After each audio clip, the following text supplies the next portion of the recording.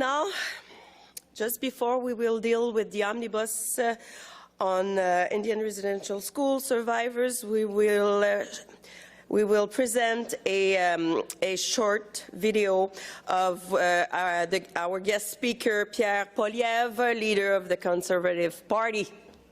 If we can put the video up on the screen, please. Thank you. Hello. It's an honor to be able to address the Assembly of First Nations today as you discuss issues facing your communities across Canada. And thank you to Chief Archibald for giving me the chance to share my thoughts I've developed after listening to First Nations people across the country. But I'm still learning, and I have a lot more to learn from you, so my door is always open. But from what I've heard so far, I can't help but feel a sense of optimism for the real opportunity that we can work together. And look, I understand that there are a lot of wrongs to right, whether the horrors of the residential school system or the ongoing injustices of failure to deliver clean drinking water or adequate housing. These are all issues that have to be solved, and we have to work together to make it happen. I've been clear since becoming leader that my goal is to empower Canadians. I believe that bureaucratic busybodies and politicians in Ottawa should not be dictating how people exercise their rights and freedoms and that live their lives. Ottawa needs to focus on empowering First Nations, not standing in their way.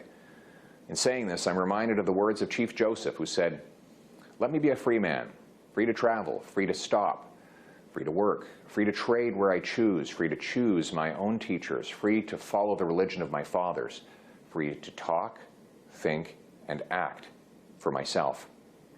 Now, I recognize that this is something that will look very different for each First Nation across this country. Your freedoms include the freedoms to live out your lives as First Nations people, determining your own futures and exercising your own unique rights that existed for millennia before the creation of Canada, rights that are affirmed in treaties and protected by the Constitution. Right now, the government is simply going through the motions, making promises with no real plan to deliver results. We see First Nations continuing to live in communities that lack clean drinking water or adequate housing, and where people live in systemic poverty. I'll end this cycle and return control to First Nations communities and their leaders across this country. I'll give you back control of your revenues, the ones that you generate in your communities, and I'll end Ottawa's policy of siphoning off income earned by First Nations communities themselves. I'll remove federal government hurdles that First Nations communities face when it comes to building and investing in commercial projects or when applying for funds from Ottawa. I'll work with you to ensure that we protect the environment and respect First Nations as the best environmental stewards that we have. And I'll work with you to find ways to truly empower each and every First Nation to achieve your economic potential. I believe in economic reconciliation, and I believe First Nations should be leading players in our national economy. And that means being not just consulted, but included in meaningful ways on all matters that affect your nations. I also believe that you should be the principal beneficiary of natural resource projects that happen in your lands and territories. We've all seen and heard about the success stories of First Nations who have been able to take control of their economic destinies. They've raised money, started businesses, employed their people, and been able to generate opportunities that pay dividends for many generations to come. I want to work with you and replicate those success stories by tearing down the federal government barriers that First Nations people and communities face.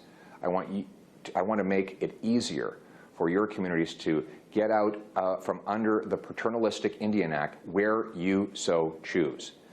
You have the thousands of years of history, the local knowledge of land and people, and the wisdom to decide for yourselves.